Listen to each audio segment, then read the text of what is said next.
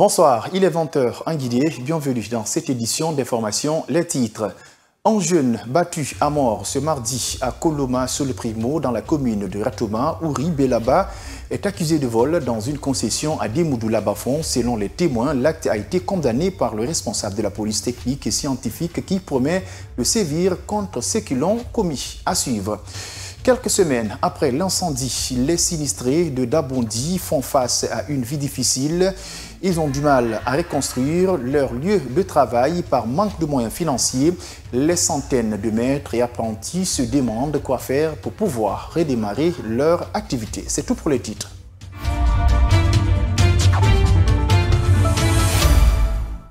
Bonsoir. Un jeune a été battu à mort dans le quartier de Demoudou-Labafon, dans la commune de Ratoma, dans la matinée de ce mardi. Il s'agit d'un présumé voleur qui a déserté de sa famille depuis le décès de son père. Selon les témoins, c'est là déviant d'une mort de trop à regretter le responsable de la police technique et scientifique qui promet de sévir contre ceux qui l'ont battu en Soubaïlo-Baldé. La victime s'appelle Ouri Belaba. Elle a été reconnue par sa mère venue sur les lieux pour constater les faits. Le jeune battu à mort a été appréhendé par un père de famille à Demoudou-Labafon à l'aube de ce mardi. Un acte regrettable pour le commissaire divisionnaire de police Mohamed Ndiaye, responsable de la police technique et scientifique. Alors nous le regrettons très fort. C'est une mort de trop. C'est une mort de trop. Une fois vous mettez la main sur un délinquant, sur un bandit, il faut le mettre à la disposition des services de sécurité, la police et la gendarmerie. On ne doit pas faire d'un être humain comme un bétail. Alors bastonner jusqu'à l'agonie, ça, on va sévir, l'autorité va sévir. Alors l'intéressé, il est interpellé, il est au commissariat. Et l'enquête est ouverte. Les cas de vol sont répétitifs à Conakry puisque beaucoup de citoyens en sont victimes. Mais se rendre justice est un acte puni par la loi guinéenne. Mohamed Lamine Bangoura, président du conseil de quartier de Koloma Solo Primo, condamne ce comportement. Il promet de multiplier la sensibilisation pour éviter de tels agissements. Oui, c'est un grand problème, effectivement. Se rendre justice, tout le monde sait que c'est condamné par la loi. Aujourd'hui, par exemple, on aurait pu éviter cela. Ils ont pu le prendre, c'est déjà bien, et le déposer auprès des autorités policières, c'est encore mieux. Et là, nous demandons à ce que les gens cessent cela. Et là, nous allons continuer les sensibilisations. C'est un cas frappant. Nous allons essayer de remonter, même au niveau des sages, au niveau des mosquées, essayer encore de continuer à prêcher cela. Il n'est pas nécessaire de faire justice, c'est même interdit. Donc nous demandons à la jeunesse d'être patient. C'est vrai que tout de suite, ils veulent voir les résultats. Et ces résultats recherchés, c'est ce qui amène des cas comme ça. Une personne est déjà mise aux arrêts pour les enquêtes préliminaires, a informé le commissaire divisionnaire de police Mohamed Ndiaye.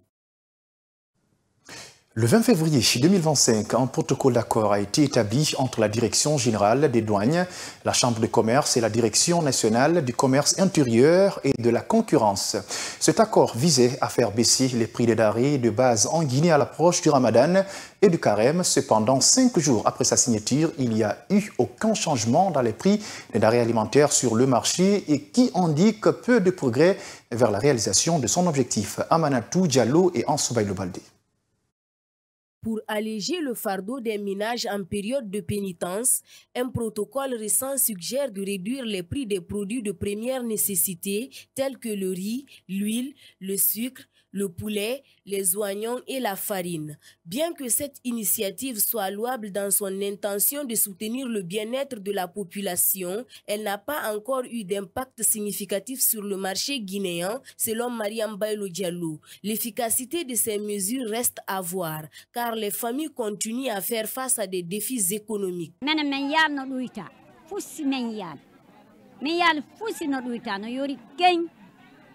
Notre compréhension de l'évolution des prix n'est pas claire, car le marché global reste coûteux.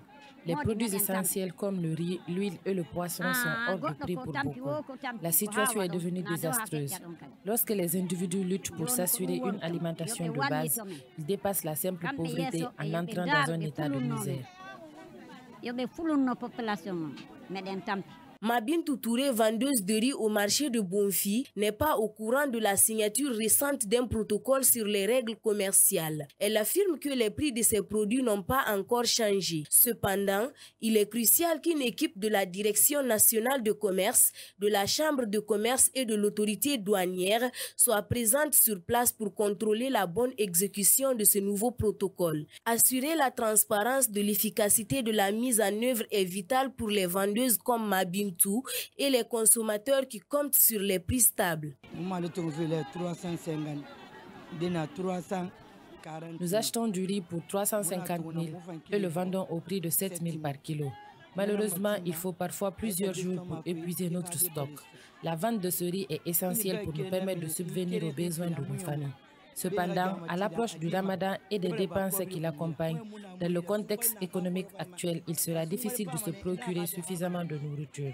Nous lançons un appel urgent à l'État pour qu'il nous aide, car de nombreuses femmes en Guinée sont confrontées à d'immenses difficultés en cette période. Ce protocole vise à améliorer les conditions d'achat de la population guinéenne et à réduire les prix des produits de première nécessité. Cependant, le scénario actuel du marché est tout autre. Saran Kamara sollicite l'aide des dirigeants du pays pour relever efficacement ces défis. Les prix actuels du marché sont exorbitants et le gouvernement se doit d'intervenir de toute urgence. Les citoyens ont de plus en plus de mal à se procurer les produits de première nécessité et à l'approche du Ramadan, la situation devrait encore se détériorer. La pénurie alimentaire devient un problème pressant. Même des produits courants comme le gombo sont devenus difficiles à trouver. Cette situation appelle une action immédiate car les familles sont confrontées à des difficultés considérables en cette période cruciale de l'année. De nombreuses familles guinéennes s'inquiètent de savoir comment couvrir leurs dépenses à l'approche du Ramadan et du Carême. Le samedi 1er mars 2025, la difficulté d'accéder aux produits de première nécessité à des prix stables reste une question pesante pour la population. L'approche de ces périodes importantes incite à réfléchir au maintien du budget équilibré tout en respectant les pratiques culturelles et religieuses. 40 cadres venus du département de l'enseignement préuniversitaire ont été certifiés en ingénierie et les technologies de l'information et de la communication par l'Institut de la francophonie pour l'éducation et la formation. Cette formation a été initiée par le service de la formation continue du MEPIA. Les bénéficiaires vont être démultipliés dans les jours à venir aux enseignants qui sont en contact direct avec les apprenants dans les salles de classe. Reportage Mamadou Tanouba. Ces 40 cadres issus du système éducatif guinéen au niveau central et déconcentré ont pendant 3 mois suivi une formation intense en ingénierie et TIC. C'est pour relever les défis liés à l'usage du numérique dans l'enseignement que ces cadres ont acquis des expériences en compétences de conception, d'identification des besoins, de mise en œuvre et suivi évaluation des programmes et projets de formation. Les notions du numérique ont été également apprises par les bénéficiaires. Ces 40 cadres-là vont nous servir de base pour former l'ensemble des autres acteurs au niveau des IRE, au niveau des DPE, qui sont représentés par les cellules de formation continue qui sont à la base. Donc ils vont nous aider à faire le renforcement des capacités, mais aussi les tuteurs et les superviseurs qui ont été identifiés à cet effet. L'Agence française de développement est parmi la longue liste de partenaires qui accompagnent la qualification du système éducatif guinéen. Nous avons accompagné ce dispositif de formation. Donc on est à la première année, première phase. Ça a permis d'accompagner un certain nombre d'enseignants sur la maîtrise et le développement de contenus pédagogiques, y compris grâce aux outils du numérique. Donc on espère que ça va leur servir et qu'ils vont continuer cet apprentissage pour renforcer leurs capacités en la matière. Selon la formatrice professeure Ndeye Massatandiaye, l'évaluation faite a permis de certifier les 40 cadres du ministère de l'enseignement préuniversitaire et de l'alphabétisation. L'évaluation qu'on a effectuée a montré concrètement qu'ils ont acquis toutes les compétences nécessaires, pour mettre en œuvre la démarche d'ingénierie de formation dans le système éducatif et puis pour développer des ressources pédagogiques numériques. Ils ont tous été certifiés. Le ministre de l'enseignement préuniversitaire et de l'alphabétisation attache du prix à la formation des enseignants car pour lui, c'est la seule façon de répercuter cela sur le niveau des apprenants. C'est important que la formation continue se fasse dans ce sens pour qu'au-delà d'être des enseignants, que vous soyez des managers de notre système éducatif pour le porter au plus haut et comme je dis toujours, dans l'intérêt d'abord des élèves. Cette formation vient combler un grand vide chez les bénéficiaires. Aujourd'hui, nous quittons ici. On a la possibilité d'appuyer les structures niveau centré et niveau déconcentré, mais aussi d'impacter l'apprentissage des élèves dans les salles de classe. Cette formation cadre avec la vision claire du chef de l'État sur la refondation du système éducatif en Guinée. Les menuisiers et tapissiers de Dabondi sont confrontés à des difficultés constantes depuis l'incendie dévastateur qui a détruit leur atelier. Ils font état de graves pénuries de matériaux et d'abris adéquats, auxquels s'ajoutent les pressions exercées par la communauté. Les habitants cherchant à récupérer les terres compte tenu de ces difficultés, ils lancent un appel urgent à l'État pour qu'il les aide à restaurer leur installation avant le ramadan. Cette situation exige une attention et un soutien immédiat de la part des autorités pour aider à construire les moyens de subsistance et assurer la stabilité de la communauté. Reportage Bangali Kamara. Le récent incendie des ateliers de menuiserie de Dabondi a plongé les travailleurs locaux dans une situation désespérée. La dévastation de l'atelier et la perte des matériaux ont gravement affecté leurs moyens de subsistance. De nombreux apprentis dorment désormais dehors, tandis que d'autres se sont dispersés dans des régions éloignées, ce qui crée une incertitude quant à leur avenir. Ces dures réalités ont été partagées par le maître menuisier Youssouf Damba. Il met en lumière les difficultés rencontrées par cette communauté et souligne le besoin pressant de soutien en ces temps difficiles.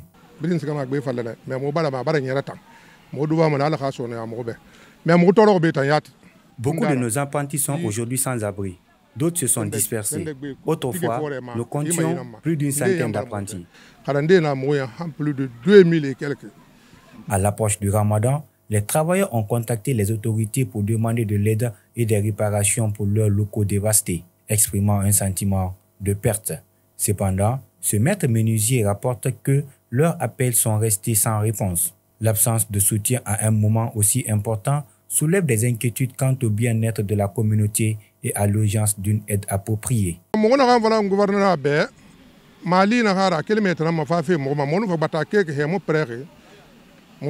demandons instamment au gouvernement de nous aider à restaurer ces sites, ce qui nous permettra d'indemniser nos clients. Votre soutien à cette initiative est essentiel pour parvenir à une solution équitable.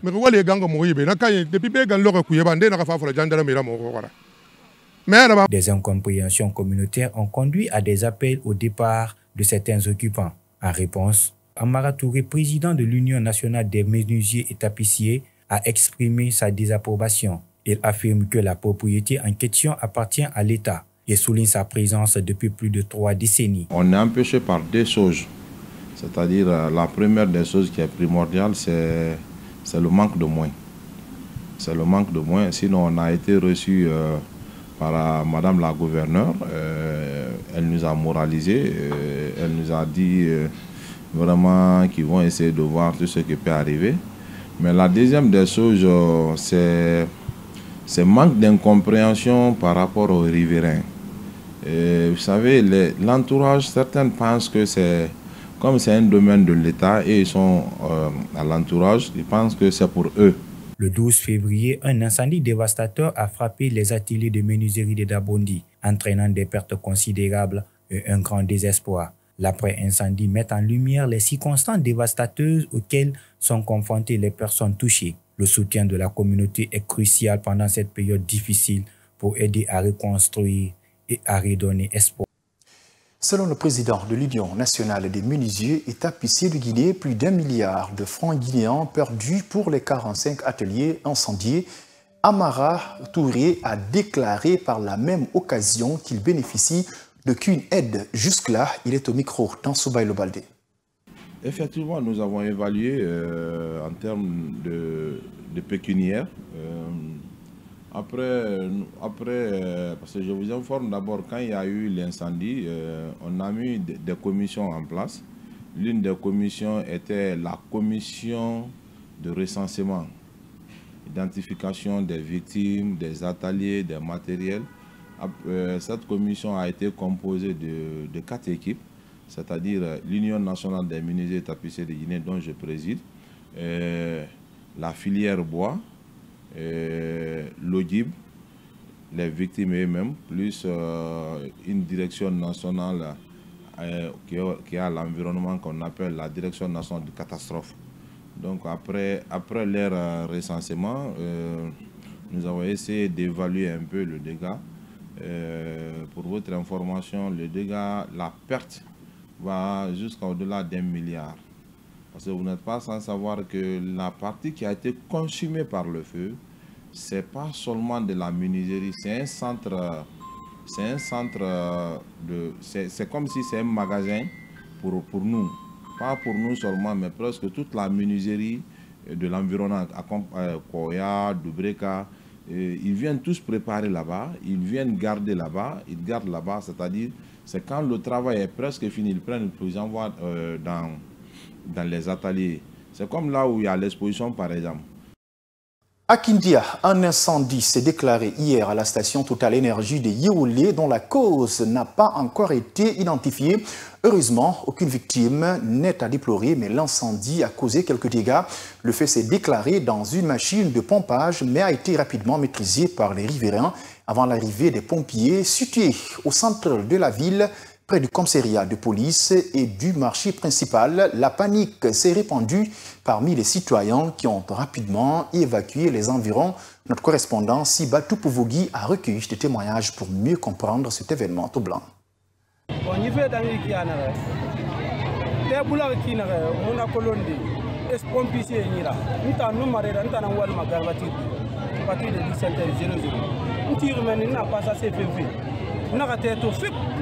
bara menira lawo wonu pompier na kanara lang ebi ene gife ibarato na gas mato ibara pompier mo amu minfe ina ara bira ina be gi na gas tongo na ka tiko ki na ara maka mfa pompi ali te bara bin be hilongo ribe aku fe afafe ki pire ma bi ibarato maintenant nto na pompi ki sono fa gas va mini folo gas to mini mfa bira te fora mfa sigara ko benna ha bar fa lu sono fa pompi de men mfa nyamatu winde bar fa bar ka ma kisi te bara ma ko ibarato na ka pompi al ko te mu no machine fa su de ki ana ha ra ko be mfa nyamande to fora bin fa ka ma fa mali mfa tera ko nka to na me pompi se e bir man no e di men lu ga mu fera se sa so na nyi anyama na mbiri mwalili banginde makoro kubera kutikinde makoro kubera tena na shughuli mamu ka umbe na sacrifice vena na maluku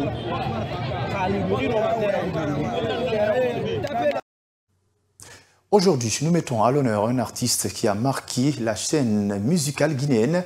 Chanteur de la deuxième génération, il a conquis le public dès la sortie de son premier album en 2004. Son titre, Sagadapo, a connu un succès fulgurant devant un véritable hymne en Guinée et propulsant son nom au devant de la scène. Il s'agit de Seydouba Camara, plus connu sous le nom de Piwada, mais après l'engouement autour de son tube, qui est-il devenu? A-t-il poursuivi sa carrière avec le même éclat? La réponse, c'est avec Djena Boucham. Seydouba Camara, alias Piwada, est un artiste chanteur guinéen, auteur du tube à succès Sagadabo.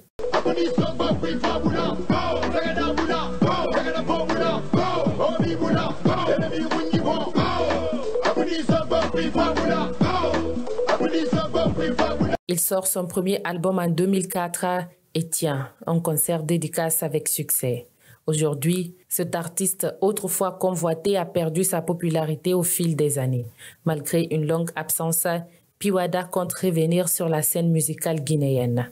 Piwada est en position album Barairaba. J'ai fait 3 albums. Bonne narinaki mumno ma falde mugamre meme narewa ma motorofi. Je ne peux pas dire d'attendre ceux qui ne veulent pas m'aider. C'est pourquoi je demande aux personnes qui ont les moyens et qui m'aiment de m'aider afin de mettre mes albums en place. Parce que le premier album, c'est La Bataille des Krina. Deuxième, c'est Silence de la haine.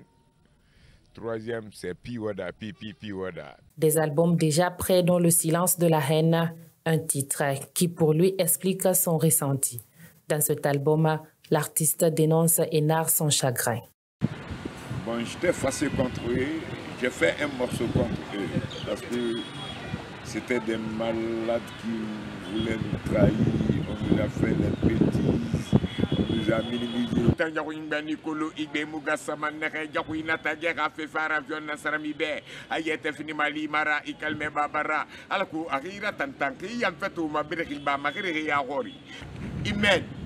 Mais je ne sais pas là où je vais. Est-ce que ça c'est une aide? C'est pas une aide. Il est prêt seulement pour me gâter. Son handicap fait sa particularité. Malgré son état, il a préféré la musique à la mendicité. Un métier dans lequel tout n'a pas été rose pour lui, nous a-t-il confié. Seydouba Camara demande de l'aide aux Guinéens afin de pouvoir reconquérir le cœur des mélomanes. Bon, aujourd'hui, moi je suis là, dans la main de deux dieux, avec mes parents et tous les fans clubs. Je vais dire à tous les Guinéens de se préparer pour nous aider. À l'insu des Guinéens, nous, on ne pourra pas. Dans les années 2000, les mélodies de cet artiste étaient consommées un peu partout dans le pays. Après son succès, Piwada se retrouve à la charge de sa famille maternelle. Je vis avec ma famille maternelle. Quand tu n'es pas pour toi, tu n'es pas logé. Ça, c'est mal classé. Bon, je dors bien, je réveille bien, mais c'est le fond qui manque le moins. Moi, je veux m'asseoir à volonté. C'est ça que je veux. Je suis mal logé parce que je suis pas seul. Au-delà de tous ces problèmes qu'il rencontre, Piwada est à la recherche d'une maison de production et d'une équipe managériale pour la relance de sa carrière musicale. C'est la fin de cette édition d'information à tous. Merci de l'avoir suivi et bon suite de programme sur KVTV et au revoir.